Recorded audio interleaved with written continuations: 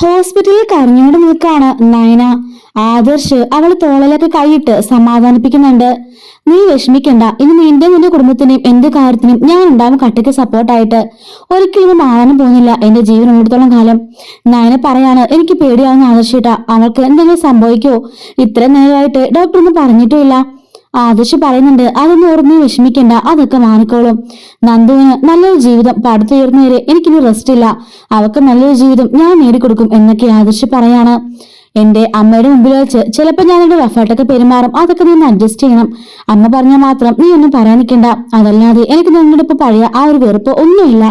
നിന്നോട് എനിക്ക് സ്നേഹം മാത്രമേ ഉള്ളൂ എന്നൊക്കെ ആദർശ് പറയാണ്. അങ്ങനെ ഈ വലം വെക്കുന്ന ഒരു ചടങ്ങുണ്ടല്ലോ, അങ്ങനെ ആനയും അനാമികയും കൂടി വലം വെക്കുകയാണ്. ഈ സമയത്തായിരിക്കും അനാമികയുടെ താലി വിട്ട് താഴെ വരുന്നത്. അയ്യോ എന്റെ താലി എന്ന് പറഞ്ഞ് അനാമിക ഒന്ന് ഷോക്കാവുമ്പോഴേക്കും എല്ലാവരും പരസ്പരം മുഖത്തോട്ട് നോക്കി ഷോക്കാവാണ്.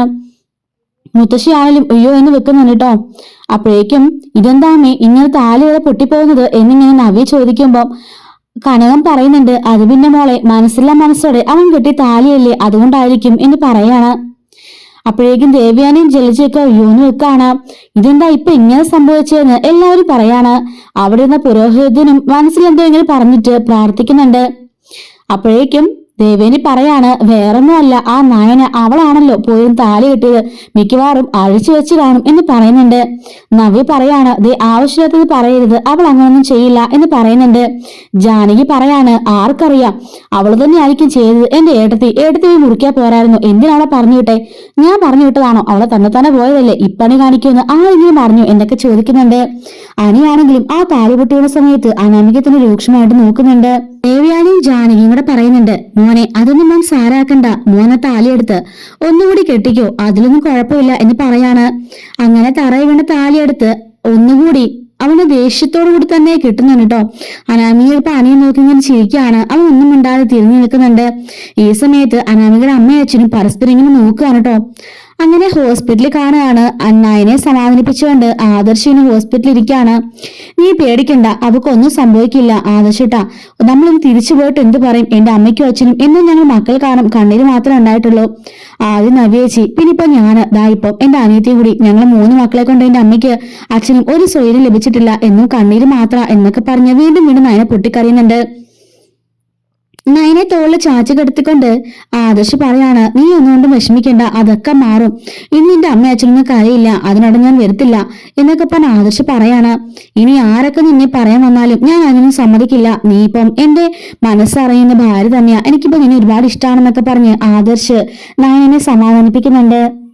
അങ്ങനെ ജാനകിയും നവ്യയും തമ്മിൽ നല്ലൊരു ബഹളം നടക്കുകയാണ് കേട്ടോ. ജാനകിയും ദേവ്യാനിയും നവ്യയും തമ്മില്. ദേവ്യാനി പറയാണ്, മനഃപൂർവ്വം അവള് കെട്ടഴിച്ചിട്ട് പോയതായിരിക്കും, വരുന്നവർക്ക് ഇഷ്ടപ്പെട്ട് കാണില്ല, ഒരു അശുഭം ഉണ്ടാവട്ടെ എന്ന് കരുതിയിട്ടായിരിക്കും എന്നൊക്കെ പറയുമ്പോൾ നവ്യ പറയാണ്, ആവശ്യമില്ലാതെ എന്റെ അനിയത്തിയെ കുറ്റപ്പെടുത്താൻ ആരും വരണ്ട, അവൾ അങ്ങനൊന്നും ചെയ്യില്ല എന്ന് പറയുന്നുണ്ട്. എനിക്കറിയാടി, അവള് മുഖം മറിച്ച് കയറി വന്നവളല്ലേ, അവളുടെ സ്വഭാവം ഇതിലപ്പുറവും കാണിക്കും എന്നൊക്കെ പറയുമ്പോഴേക്ക് നവ്യ പറയുന്നുണ്ട്, ഞാൻ ഒരു കാര്യം പറഞ്ഞേക്കാം, എന്റെ അമ്മേനെയും എന്നെയും എന്റെ അനിയത്തിനൊന്നും പറയാൻ വരണ്ട, അതൊന്നും നിന്ന് വരില്ല എന്നൊക്കെ പറയാണ്. ജാനകി പറയാണ്, ഇവള് മറ്റുകളെ പോലൊന്നും അല്ല, ഇവള് ഇച്ചിരി ഷാഡിക്കാരിയാ എന്നൊക്കെ പറയുന്നുണ്ട്. നവ്യ പറയാണ്, ഞാൻ തെറ്റ് തന്നെ കയറി വന്നത്, നിങ്ങളാരും തെറ്റ് ചെയ്യാത്തവരൊന്നും അല്ലല്ലോ, അതൊക്കെ എനിക്കറിയാം, അതുകൊണ്ട് കൂടുതലാരും സംസാരിക്കണ്ട എന്നൊക്കെ പറഞ്ഞ് നവ്യ ദേഷ്യപ്പെട്ട് അമ്മേനെ അച്ഛനെ വിളിച്ചുകൊണ്ട് അങ്ങോട്ട് പോകുന്നുണ്ട്. ഈ സമയം പുരോഹിതൻ വന്നിട്ട് അമ്മയോട് പറയുന്നുണ്ട്, അമ്മേ ഞാൻ അമ്മയോട് പറഞ്ഞല്ലേ വിവാഹം നടത്താൻ പാടില്ലെന്ന്, നിങ്ങളത് സീരിയസ് ആക്കി എടുത്തില്ലല്ലോ എന്ന് പറയുന്നുണ്ട്. അത് പിന്നെ ഞാന് വാഴക്കല്യാണം നടത്തിയിരുന്നു, അതിലൊരു പ്രശ്നം മാറിയില്ലെന്ന് പറയുമ്പം ഒരിക്കലും ഇല്ല, അത് ആരാ പറഞ്ഞെന്ന് ചോദിക്കുമ്പം ഇതാ പൂജാരി എന്ന് പറയുന്നുണ്ട്.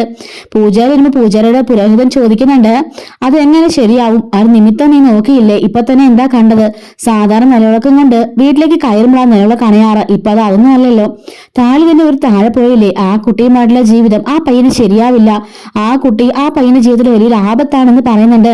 സാധാരണ എന്റെ അടുക്കൽ ഞങ്ങൾ രണ്ടുപേരും കൂടെ വരുന്നത്, അദ്ദേഹത്തിനോട് ഞാൻ കൃത്യമായി പറഞ്ഞ ഒരിക്കലും ഈ കല്യാണം നടത്താൻ അദ്ദേഹം സമ്മതിക്കില്ലായിരുന്നു, ഇത്തവണ എന്ത് വരാൻ ചോദിക്കുമ്പോൾ അദ്ദേഹം ഹോസ്പിറ്റലിൽ അതുകൊണ്ടാണെന്ന് പറയുന്നുണ്ട്. നിങ്ങൾ അവരുടെ കാര്യങ്ങൾ പറഞ്ഞു ചോദിക്കുമ്പോൾ ഇല്ല, ഞാൻ അദ്ദേഹത്തോടൊന്നും പറഞ്ഞില്ല, അദ്ദേഹത്തിന് സുഖമില്ലാതിരിക്കില്ലെന്ന് ചോദിക്കാണ്. അപ്പൊ അതാണ് പ്രശ്നം, അദ്ദേഹം പറഞ്ഞെങ്കിൽ ഒരിക്കലും ഈ കല്യാണം നടത്തില്ലായിരുന്നു, എന്തായാലും ഈശ്വരൻ വിധിക്കുന്ന പോലെ വരട്ടെ എന്ന് പറയുമ്പോൾ ഇതിന് പരിഹാരമൊന്നും ഇല്ലെന്ന് ചോദിക്കാണ്. പരിഹാരം എന്തെങ്കിലും ഉണ്ടെങ്കിൽ ഞാൻ അങ്ങോട്ടൊന്ന് പറയില്ലായിരുന്നു ചോദിച്ചിട്ട് ദേഷ്യപ്പെട്ട പുരോഹിതൻ നടന്നു പോകുന്നുണ്ട്.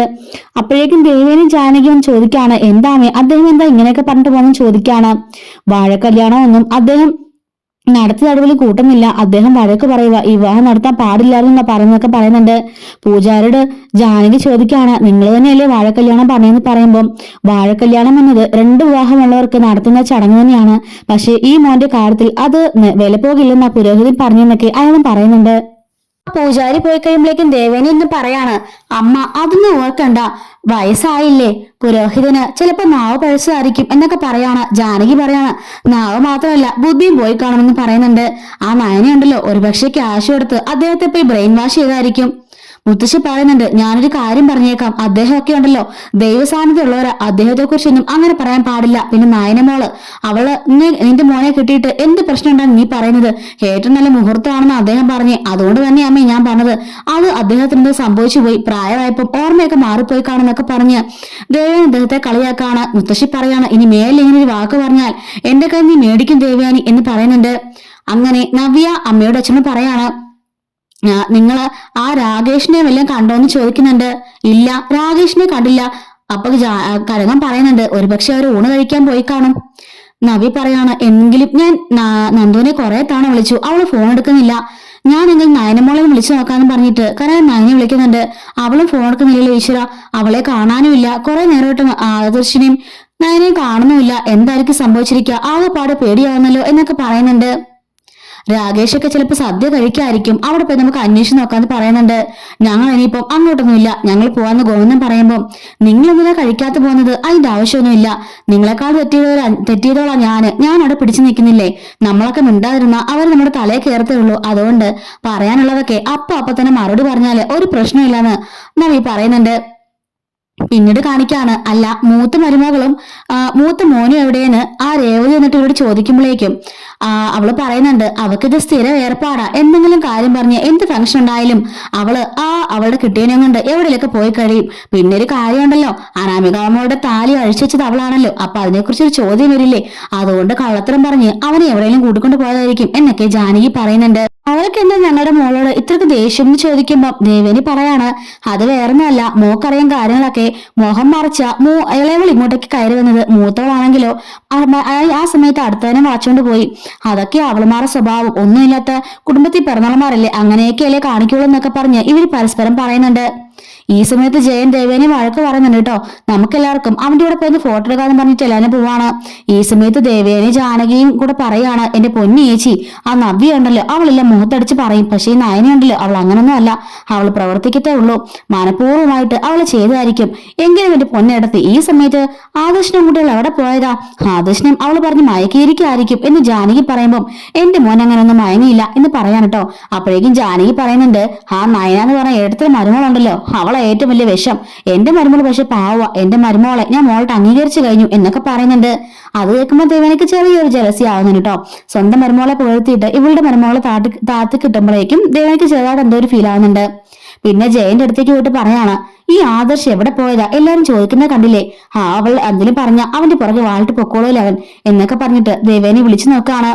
ഫോൺ റിങ് ചെയ്യുന്നുണ്ട്, അവൻ എടുക്കുന്നില്ല എന്ന് പറഞ്ഞ് ദേഷ്യപ്പെട്ട് കട്ടാക്കാണ്. അവരെന്തെങ്കിലും അത്യാവശ്യം പോയതായിരിക്കും, എന്നോട് പറഞ്ഞിട്ടാ പോയെ, എവിടെയോ പോവാ അത്യാവശ്യമാണെന്ന് പറഞ്ഞിട്ട്. എങ്കിലും ഈ സമയത്ത് പോകേണ്ട വല്ല കാര്യം ഉണ്ടായിരുന്നോ? അവള് മനഃപൂർവ്വം മാറ്റി നിർത്തിയായിരിക്കും. ഇങ്ങനെ നശൂലും പിടിച്ച ജന്മം എന്റെ വീട്ടിൽ വന്ന് കയറിയതോടെ എന്റെ മനസ്സമാധാനം പോയി എന്നൊക്കെ പറയുന്നുണ്ട്. അവൾ എന്ത് ചെയ്തു നീ പറയുന്നേ? അവള് നമ്മുടെ കുടുംബത്തിൽ തന്നെ പിന്നെ നമുക്ക് ഭാഗ്യം ഉണ്ടായിട്ടുള്ളൂ, അതൊക്കെ നിനക്ക് അറിയാലോ. എന്ത് ബുദ്ധിമുട്ടുണ്ടായിരുന്നു നീ പറയുന്നേ? നീ നിന്റെ മരുമകളെ സ്നേഹിച്ചു നോക്ക്, അവള് നിന്നെ പൊന്നുപോലെ നോക്കും എന്നൊക്കെ പറയുന്നുണ്ട്. എനിക്കറിയാം അവൾ എത്രയ്ക്ക് ദുഷ്ടത്തിയാണ്, എനിക്ക് അവളെ വേണ്ട എന്നൊക്കെ പറഞ്ഞിട്ട് പറയുന്നുണ്ട്. ഈ സമയത്ത് ജയന്റെ ഒരു ഫ്രണ്ട് വന്നിട്ട്, ഇതുവരെ മാറിയില്ലേ പ്രശ്നം എന്ന് ചോദിക്കുമ്പോൾ, എന്റെ പൊന്നടാ ഇതുവരെ പ്രശ്നങ്ങളൊന്നും മാറിയില്ല, അതെങ്ങനാ?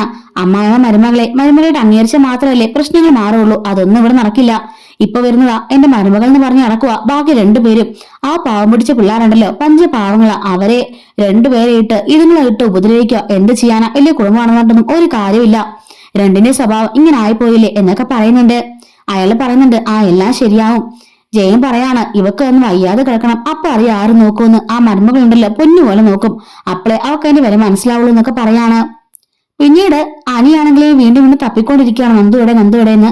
പക്ഷെ അവളെ കാണുന്നില്ല, അവൾ എവിടെ പോയിന്ന് ആലോചിച്ച് നിൽക്കായിരിക്കും. ഈ സമയത്ത് ഹോസ്പിറ്റലിൽ കിടന്ന് നന്ദുവിനെ നമ്മളെ കാണിക്കുന്നത് കേട്ടോ.